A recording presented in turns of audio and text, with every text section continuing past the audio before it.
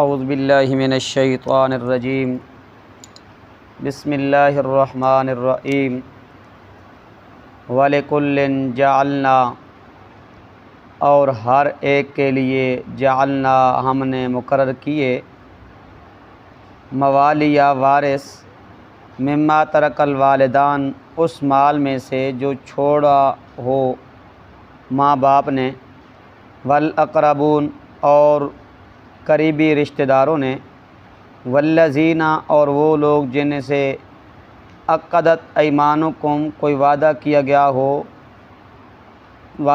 ہو تم نے، فاتوہم نصیبہم تو دو انہیں ان کا حصہ، ان اللہ کان علی کل شیء شہیدا، بے شک اللہ تعالی ہر چیز پر کیا ہے، گواہ ہے۔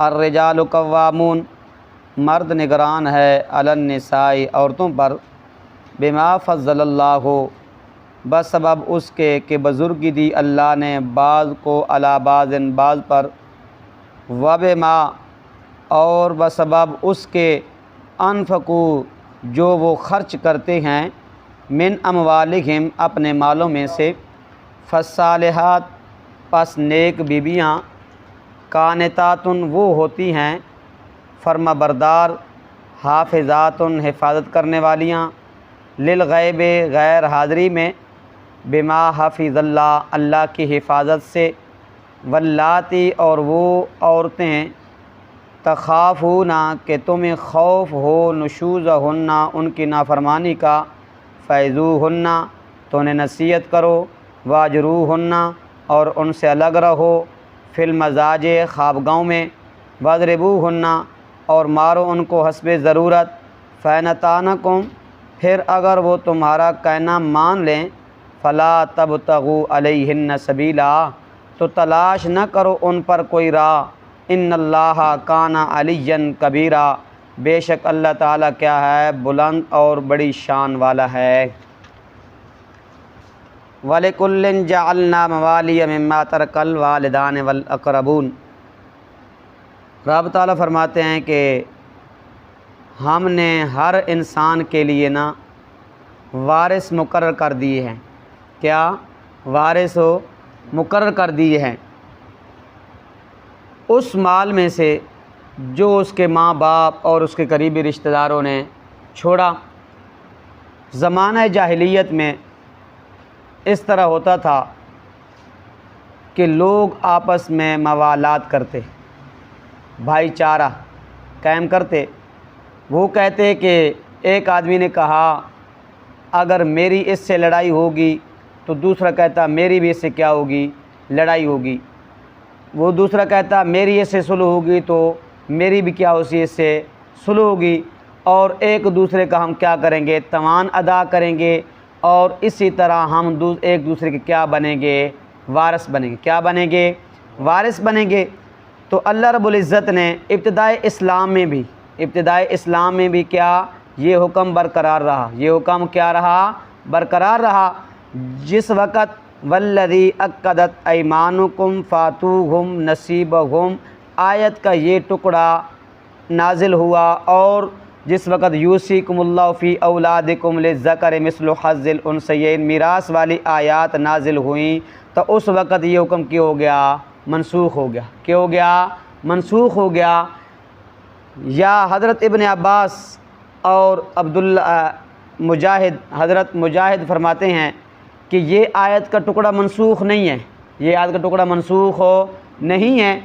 وہ کہتے ہیں، فرماتے ہیں کہ جس وقت امام الانبیاء صلی اللہ علیہ وسلم مکہ چھوڑ کے مدینہ منورہ کے اندر چلے گئے، مکہ چھوڑ کے مدینہ منورہ کے اندر چلے گئے، تو اس وقت جو آپ کے ساتھ مہاجرین گئے تھے نا ہجرت کر کے، تو اس وقت ان کی آبادکاری کا کیا تھا، مسئلہ تھا۔ تو امام الانبیاء صلی اللہ علیہ وسلم نے کیا کیا، ایک مہاجر کو اور ایک انصاری کو کیا بنا دیا، بھائی بھائی بنا دیا۔ کیا بنا دیا؟ بھائی بھائی بنا دیا، اور ان کو ایک دوسرے کا کیا بنا دیا، وارث بنا دیا۔ جو وہ انصاری کا قریب رشتہ دار تھا وہ اس کا وارث نہیں تھا، وہ مہاجر کیا تھا، اس کا رشتہ دار تھا۔ ایک مطلب۔ دوسرا مطلب یہ ہے اس آیت کا، والذی عقدت ایمانکم فاتوہم نصیبہم، یہ حکم تک کیا ہو گیا؟ ختم ہو گیا۔ ابتدائی اسلام میں تھا، بعد میں کیا ہو گیا؟ جس وقت ہر ایک کے حصے کیا ہو گئے؟ مقرر ہو گئے، تو یہ کیا ہو گیا؟ حکم ختم ہو گیا۔ دوسرے نمبر پہ اس کا مطلب یہ ہے کہ رب تعالیٰ فرماتے ہیں کہ جن کے ساتھ آپ نے معاہدہ کیا تعاون کا، نصرت کا، تو کیا کریں؟ والذی عقدت ایمانکم فاتوہم نصیبہم، تو آپ ان کا تعاون کریں، ان کی نصرت کریں، ان کی مدد کریں، آپ کیا کریں؟ ان کی مدد کریں۔ ان اللہ کان علی کل شیء شہیدا، رب تعالیٰ فرماتے ہیں کہ میں ہر چیز کے اوپر کیا ہوں؟ گواہ ہوں۔ ہر چیز کے اوپر کیا ہوں؟ میں گواہ ہوں۔ الرجال قوامون علی النساء بما فضل اللہ بعضهم علی بعض وبما انفقوا من اموالہم، یہ 12واں حکم رعایت ہے۔ اس کے اندر اللہ رب العزت نے فرمایا کہ آپ دیکھیں وراثت کے اندر مرد کے ساتھ عورت بھی کیا ہے؟ شریک ہے۔ کیا ہے؟ شریک ہے۔ لیکن عورت کے اوپر اللہ رب العزت نے مرد کو کیا دی ہے؟ فوقیت دی ہے۔ کیا دی ہے؟ فوقیت دی ہے۔ فوقیت کی دو وجہ ہیں۔ فوقیت کی کیا وجہ ہیں؟ دو وجہ ہیں۔ اس لیے رب تعالیٰ فرماتے ہیں الرجال قوامون علی النساء بما فضل اللہ، مرد نگران ہے علی النساء، عورتوں پر۔ یہ جو با ہے نا، یہ با سببیہ ہے۔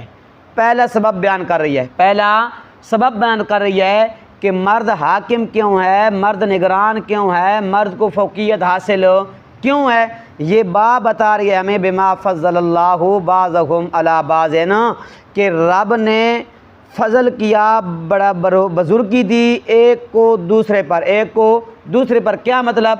مرد جو ہے نا، علم، عقل، فہم، بصارت، تدبر، قوت اور قدرت کے لحاظ سے کیا ہے؟ عورت کے اوپر کیا ہے؟ یہ زیادہ ہے۔ اللہ نے کیا کی ہے؟ مرد کو یہ زیادہ عطا کی ہیں۔ اس وجہ سے اللہ رب العزت نے کیا کیا؟ مرد کو نگران، اور اس کے لائق تھا مرد کہ اللہ رب العزت نے اس کے ہاتھ میں سب کچھ مرد کے ہاتھ میں دے دیا۔ نمبر 2، وَبِمَا أَنفَقُوا مِنْ أَمْوَالِهِمْ، رب تعالیٰ فرماتے ہیں دوسرا سبب یہ ہے مرد کی فوقیت کا کہ وہ کیا کرتا ہے؟ عورتوں کے اوپر اپنا مال خرچ کرتا ہے۔ کیا کرتا ہے؟ مال خرچ کرتا ہے۔ خوراک مرد کے ذمے ہے، پوشاک مرد کے ذمے ہے، رہائش کس کے ذمے ہے؟ مرد کے ذمے ہے۔ رہائش کس کے ذمے ہے؟ مرد کے ذمے ہے۔ وہ اپنے جیب سے روپیہ خرچ کر کے کیا کرتا ہے؟ عورت کے اوپر خرچ کرتا ہے۔ اس لیے رب تعالیٰ فرماتے ہیں کہ وہ اس شرف کے لائق تھا، مستحق تھا، اس وجہ سے کیا کیا؟ ہم نے مرد کو حاکم اور مقرر کیا۔ حاکم کیا کیا؟ مقرر کیا۔ اور نبوت بھی مردوں کے اندر چلی، نبوت بھی کیا چلی؟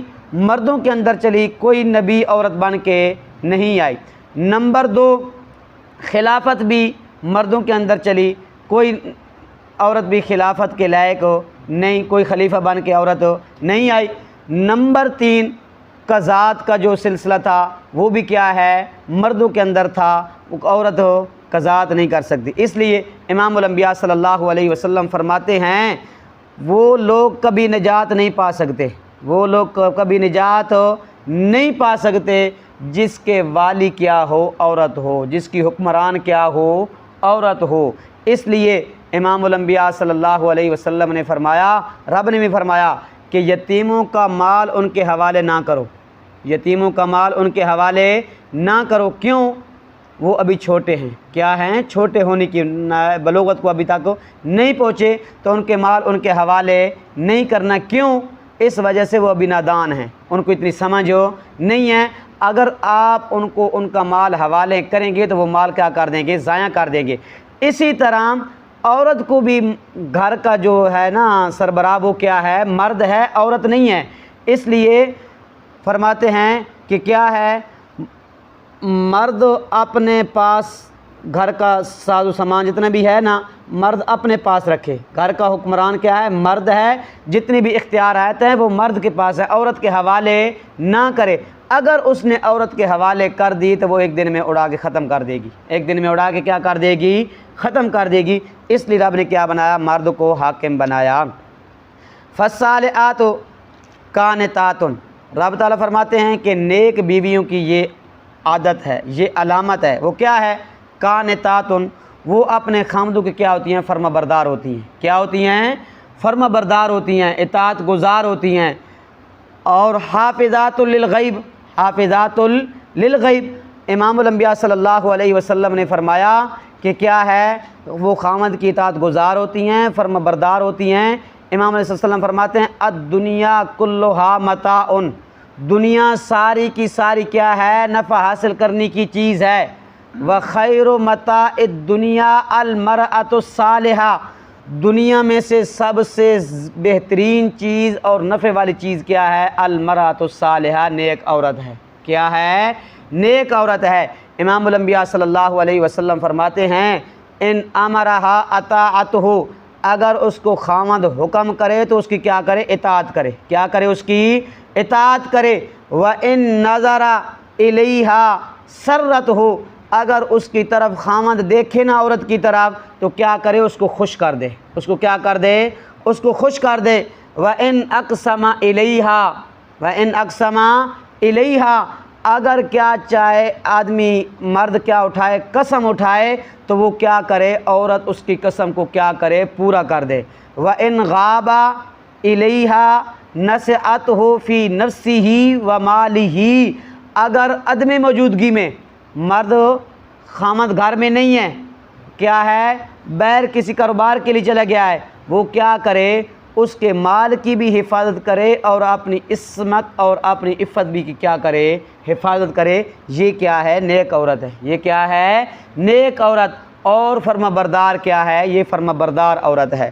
اس لیے حافظات للغیب، حافظات للغیب، قرآن بھی کہتا ہے کہ اس کی غیر حاضری میں وہ کیا کرتی ہیں؟ اپنی عفت، اپنی عصمت کی کیا کرتی ہیں؟ حفاظت کرتی ہیں۔ بما حافظ اللہ، اللہ کی توفیق سے، اللہ کی توفیق سے، اللہ کی طرف و حفاظت سے یہ کیا کرتی ہیں؟ سارے کام کرتی ہیں۔ واللاتی تخافون نشوزہن فعظوہن واہجروہن، رب تعالیٰ فرماتے ہیں کہ اگر تمہیں خوف ہو، تمہیں کیا ہو؟ خوف ہو، نشوزہن، ان کی نافرمانی کا، ان کی نافرمانی کا، اس سے کیا ہے؟ نافرمانی ہے، بد اخلاقی ہے، حکم نہ ماننا، اطاعت نہ کرنا، بدسلوکی سے پیش آنا۔ رب تعالیٰ فرماتے ہیں اگر تمہیں خوف ہو ان کی نافرمانی کا، فعظوہن، تو انہیں نصیحت کرو، انہیں سمجھاؤ، انہیں کیا کرو؟ سمجھاؤ۔ اگر پھر بھی یہ نصیحت ان کے اوپر اثر نہ کرے، واجروہن فی المضاجع، اپنے بستر الگ کر دو۔ بستر کیا کر دو؟ الگ کر دو۔ لیکن بستر الگ کرنے ہیں، ان سے تعلقات ختم نہیں کرنے، ان کے اوپر پوشاک بھی ان کو عطا کرنی ہے، خوراک بھی کیا کرنی ہے؟ ان کو عطا کرنی ہے، رہائش بھی کیا کرنی ہے؟ ان کو عطا کرنی ہے۔ صرف وقتی طور پہ کیا کرنا ہے؟ ان سے جدائی اختیار کرنی ہے۔ کیوں؟ کہ اس کی عقل ٹھکانے آ جائے گی، عقل ٹھکانے آ جائے گی۔ اگر پھر بھی وہ باز نہیں آتی تو پھر کیا کرنا ہے؟